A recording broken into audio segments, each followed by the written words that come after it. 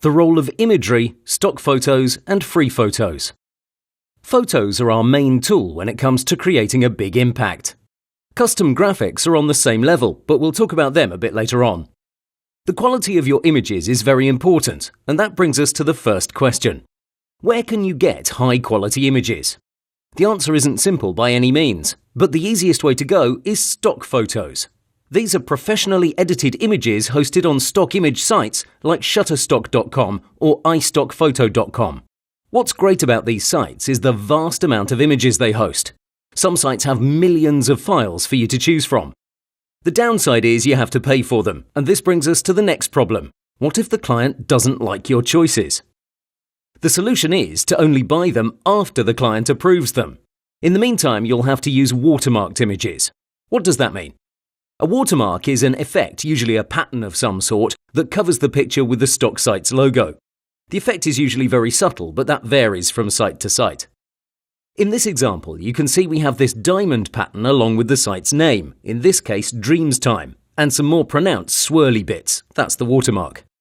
There's another section underneath that gives us additional information about the file ID, but that should obviously be removed. This isn't the biggest problem though, the size is where it's at. This watermarked preview is usually very small and thus unfit for big sections like the hero area. You can try to stretch them out, but that will pixelate the image into oblivion. This is an example from istockphoto.com. They're one of the biggest names in the business. When you download a preview, this is all you get. Nothing big by any means. And obviously when you enlarge it, you lose quality. Your best bet is to create a free account on dreamstime.com. This isn't a top-of-the-range website, but it does allow you to download bigger previews. That's what you previously saw in my first example. Sure, the watermark is still there, but the bigger size makes all the difference. Dreamstime is one of the very few sites that provides big previews. This can actually be used in most circumstances without any hesitation considering its size. Ideally, we'd want to use clean images without any watermarks, but sadly, this is all we have regarding stock photos. There are other solutions out there, but nothing that I can stand strongly behind. This leads us to another important question. Who should pay for the stock images? In general, you should include this into your price, but it really depends on the project.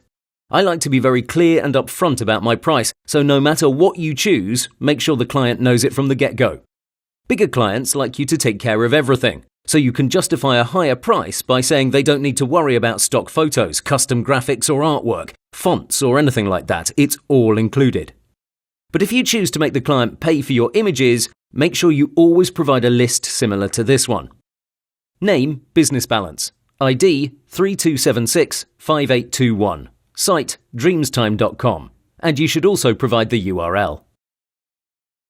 This way the client can easily find and purchase the image. It's also good practice to search for the lowest price. It's in your best interest to keep the client happy by making him pay the lowest amount possible. Another thing you may be asking yourself is this: what does royalty-free mean? You might search on Google for something like free stock photos, but you'll be disappointed to find sites that require you to pay in order to use their images. You might even see free in their title. So how does that work? It's simple. They refer to the images as royalty-free images. That doesn't mean they're free to use. That simply means you don't have to pay a fee every time you use that image. For example, some of Michael Jackson's images can't be used without paying a royalty to its rightful owner. Don't confuse the owner with the person in the image, in this case Michael. The owner can be anybody. So when publishers want to use a certain image of him, they have to reach out to the owner of that particular image, negotiate and pay in order to use it. The royalty that must be paid can be linked to a certain time frame, to a certain number of units, to a certain print format, etc. So when something is royalty-free, that means you purchase it once and there are no strings attached. Even so, it's always important to check the website's terms and conditions to fully understand what you're dealing with. For our web design needs in general, you have nothing major to worry about, but I suggest you choose 2 to 3 sites you like to work with, read up all the terms, and then you'll know what each of them implies. This way you can help your clients and steer them in the right direction. This will score you some nice bonus points regarding your thoughtfulness and engagement in the project. If you don't want to use any stock sites for whatever reason, you can browse some free galleries, though I should warn you in advance, the difference in quality is huge. Free photo websites aren't that many, and some of them have a tiny archive. The problem here is finding the right image for you. The search algorithm is either poor or the images aren't properly tagged. This means if you're looking for business, you should also search for corporate, serious, suit, and anything that's in that range. Don't expect the same results as in stock photo websites. In general, I take them one by one and quickly browse through all the pages.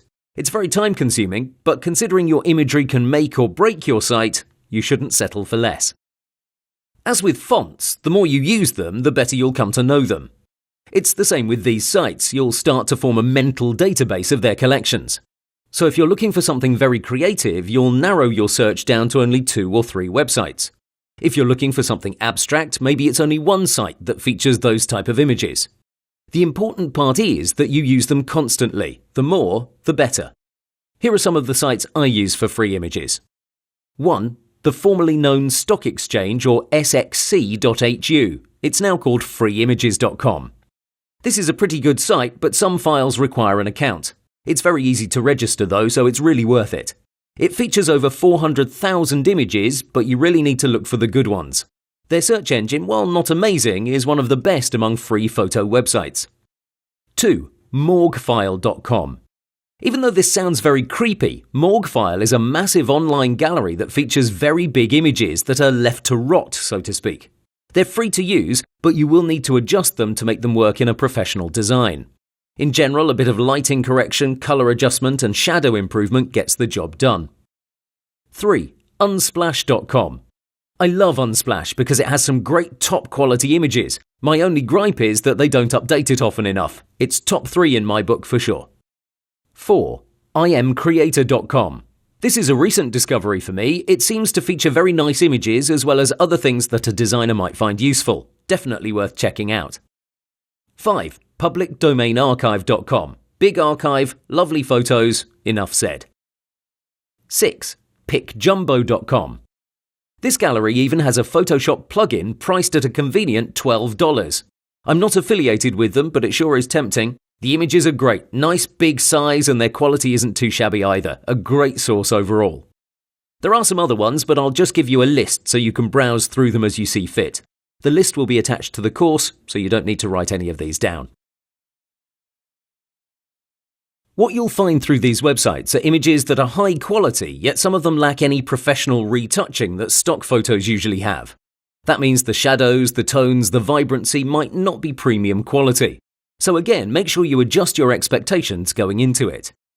A question I often receive is this: are images from Google okay to use? No, they aren't. If you're really short on time, you may use them as placeholders, as temporary images, but you shouldn't use them in your final design. And if you're trying to showcase a particular style to your client, make sure you make it clear that the images are stolen, because that's exactly what they are. These images are most likely stock photos someone else has purchased, and now you're simply stealing them. And if that's not the case, then consider the quality issues. You won't find anything great on Google. And if that's not enough, think about the final design. You can't possibly give your client a PSD with images that come from unknown sources. That's far beyond any grey point.